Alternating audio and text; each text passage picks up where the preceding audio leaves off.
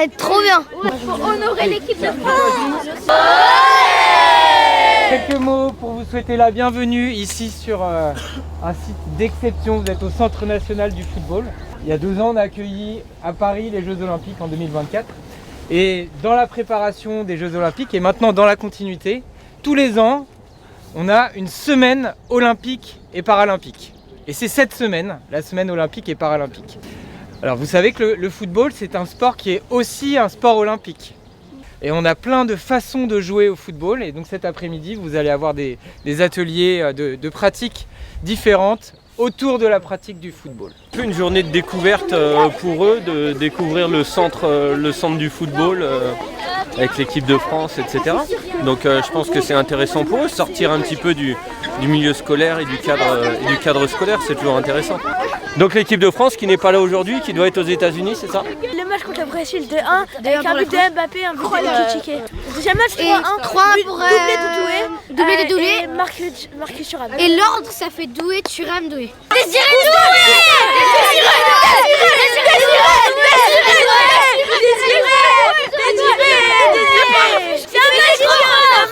Il est trop fort.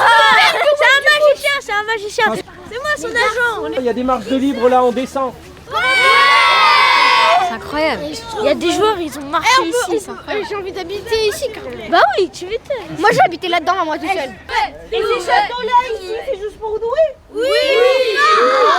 C'est pas On est pas mal les joueurs. N'Golo Kanté, Marquinhos, Non, mais attends, vous arrêtez là par contre. Marquinhos, il vient pas ici à Clermont. Il vient de où, Marquinhos? Brésil. Première fenêtre là-bas, c'est la chambre de Kylian Mbappé. Ouais. Ousmane Dembélé, c'est juste en face de Kylian Mbappé. C'est immense. On pense pas que ça ressemble à ça de l'extérieur. Hein. Ah, t'imaginais quoi en fait? J'imaginais pas ça. Des grandes télés, des lumières super jolies, plein d'écrans, des billards. J'arrive pas à réaliser qu'il y a des joueurs qui sont allés ici. Et il y a tout le monde, il y a Mbappé ici. Moi aussi j'arrive à réaliser ça. Ils sont subjugués et très impressionnés, je pense. Nous aussi. Et là, ils sont vraiment intéressés et ils sont très impressionnés aussi par les lieux. Et ils attendaient ce moment-là avec impatience. Ici, c'est un lieu emblématique, presque patrimonial. Donc ça allie en même temps leur plaisir du foot qu'ils pratiquent en permanence, dont ils parlent tout le temps. Et ça leur permet de montrer aussi que l'école, elle peut leur offrir ce genre d'opportunités. Et de voir les étoiles dans leurs yeux. Je pense qu'ils s'en souviendront toujours de cette journée. Super bien. Je connais les maillots 2026, j'ai vu. Impressionné, il y a tous les maillots de tous les joueurs de la Coupe du Monde 2022. C'est incroyable de voir ces maillots-là. Surtout celui de Varane. Allez. Moi j'imaginais sur 2 étages. Sur 2 étages pour ceux qui sont plus grands et ceux qui sont à peu près débutants. Ramenez la coupe à la maison. Allez, allez. Comment il s'appelle? Kanté. N'Golo Kanté. J'adore Pavard. T'as pas vu ce qu'il avait mis en 2018 contre l'Argentine? C'est mon poteau Pavard. C'était le 2e but du match. T'avais quel âge en 2018? Moi j'avais 2 ans. Moi je regardais déjà le foot à 2 ans. Moi aussi, j'ai vu la finale. À 2 ans. Bah oui, mais c'était mon père, il avait mis à la télé. Je m'en souviens, je passais tout le temps sur le canapé. C'était France-Croatie. 4-2. 4-2. C'est pas l'Angleterre pour 2018. Ah, tu connais bien l'histoire du foot, hein? Oh ça, je crois que c'est une des premières balles de l'histoire.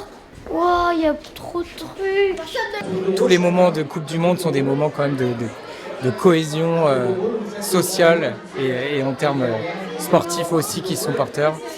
Donc vraiment les grands événements sportifs sont des événements qui regroupent l'ensemble de la population et qui, en termes scolaires, sont porteurs, qu'on soit élève, qu'on devienne enseignant, qu'on porte des projets pour le monde enseignant en général. Et en France, Ils sont vraiment forts, je pense qu'ils peuvent gagner la 2026. Bah oui, il y a des on va gagner, on va gagner aussi. On est 100% sûr qu'on va gagner. Oui, 100%. Ce matin, on est sur de la création de maillots. Vous allez concevoir le maillot idéal du pays qu'on va vous donner. Vous êtes les Pays-Bas, le Portugal. Moi, je fais l'original, le maillot original du Portugal. Vous êtes la France. C'est quoi votre pays? La France.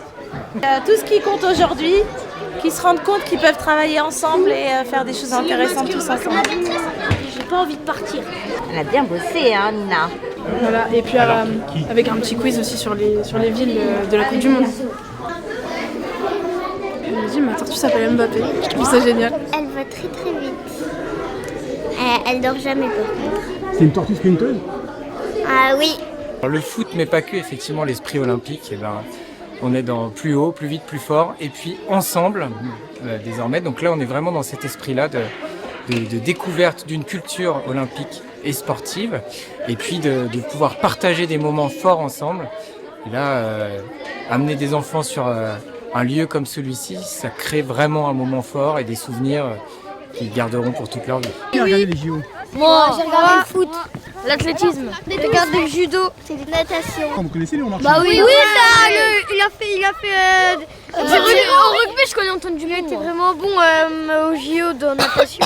Il y a les deux Français au BMX. Non, les trois Français. Trois Français. C'est important le sport? Oui. Pourquoi c'est important? C'est important pour notre bonne santé. Pour la santé. Et aussi, on s'amuse en sport. Faut tout donner, même si un match, même si tu commences à faire le match, rien n'est perdu. On peut toujours remonter. Au moins 9 heures de sommeil, mais ce qui est recommandé, c'est 10 heures à 13 heures. On dort par cycle de sommeil. Un cycle, ça dure 2 heures. Et au bout de 2 heures, ça recommence.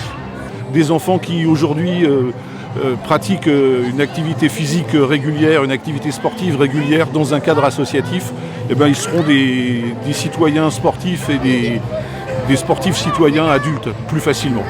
Vous êtes des grands sportifs alors? Bah oui. Oui. J'aime le foot, j'aime le basket, j'aime la course. Je déteste le badminton. C'est pour le plaisir d'avoir des copains aussi, le sport. Hier, il a fini premier de tous les CM1. Aulnay-sur-Moldre, ils ont terminé premier sur les CE2, les CM1, les CM2. Non, pas les CE2. Les CE2, c'était Béazil. Non, il s'est fait doubler au dernier moment, Paul. L'olympisme, c'est avant tout le vivre ensemble, vivre bien ensemble, dans le respect, dans le fair play. C'est vrai qu'il y a des compétitions, c'est vrai qu'il y a des médailles à gagner dans l'olympisme, mais quand on est à ce niveau-là, plus au niveau amateur, c'est être capable d'adapter notre pratique et de faire jouer les gens ensemble et qu'il y ait une entente, il y ait cette paix. Il y a assez de problèmes dans le monde aujourd'hui pour qu'on arrive à se réunir tous autour du sport dans une même pratique et que chacun y trouve quelque chose. Ça m'amuse, ça me défoule, moi aussi, et surtout j'aime bien passer des moments avec mes copains. Et moi j'adore le sport de combat.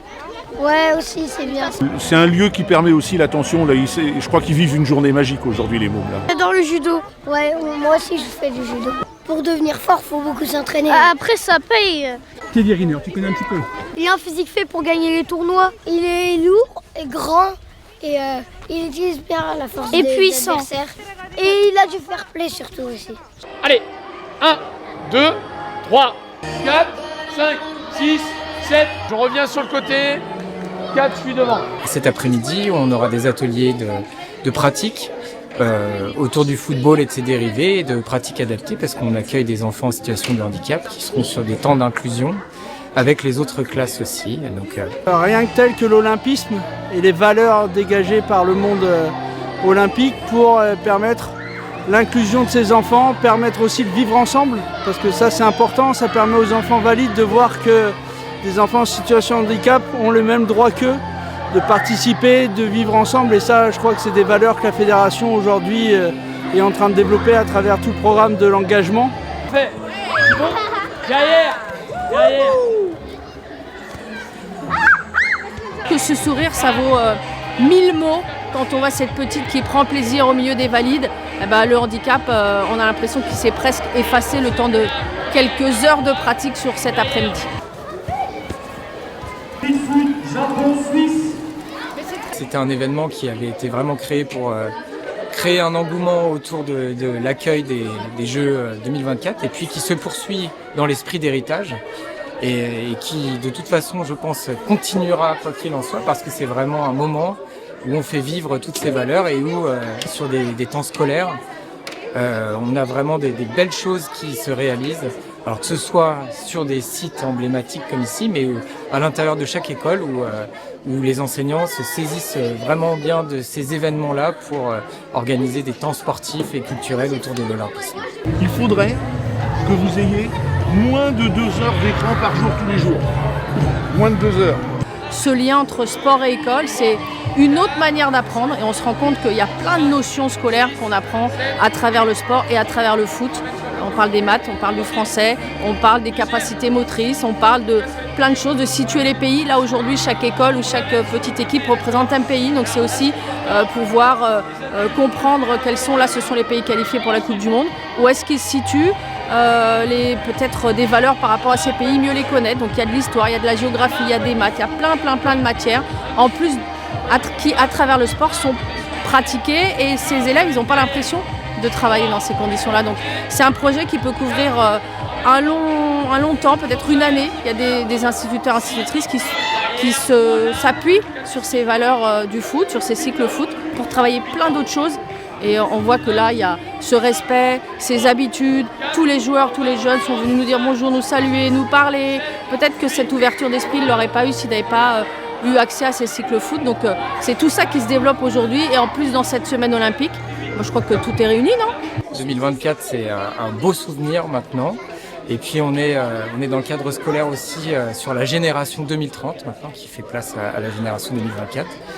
Donc on se projette sur les Alpes 2030. Là, on va être sur d'autres types d'activités, mais on continue à faire vivre l'esprit olympique au sein de nos classes.